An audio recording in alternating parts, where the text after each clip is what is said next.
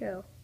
Hi, Christy here. My vlog today is on diets. There are so many diets out there, and often my clients will ask me, what diet they should do, what works, what's effective. Have I heard of such and such a diet? I've heard of them all. I've heard of Atkins and Zone and Weight Watchers and Whole30 and Paleo and all the diets that are out there. And I was just reading about some of the diets in the latest Idea Fitness Journal, and pros and cons of each. But basically it boils down to this key factor. What can you stick with?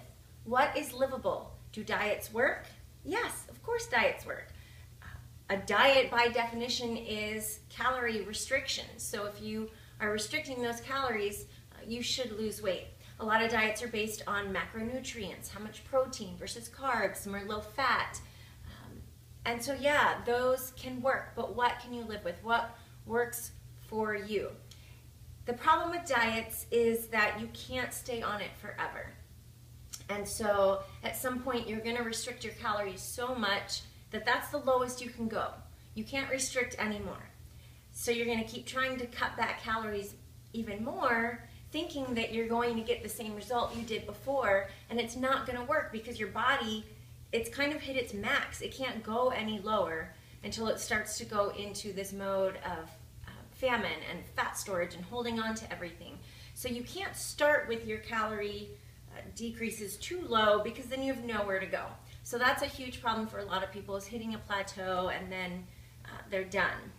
Another problem with diets is often you're setting unrealistic goals. You think you should weigh what you weighed in high school, or you're thinking about this number on the scale and you're not thinking about how much it weighs when you gain muscle. You're not thinking about so many other factors. So don't get so hung up on the number on the scale.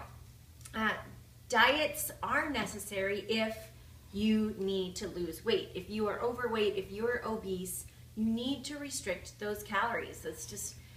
That's all there is to it.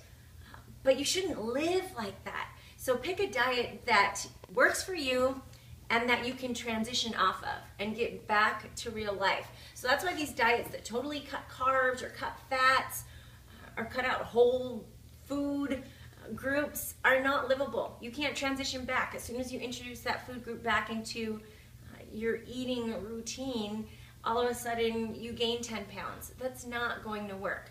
So pick something that is realistic, that is doable, that doesn't leave you feeling so deprived that your life is miserable, because that's not what life is about. So that's my take on diets.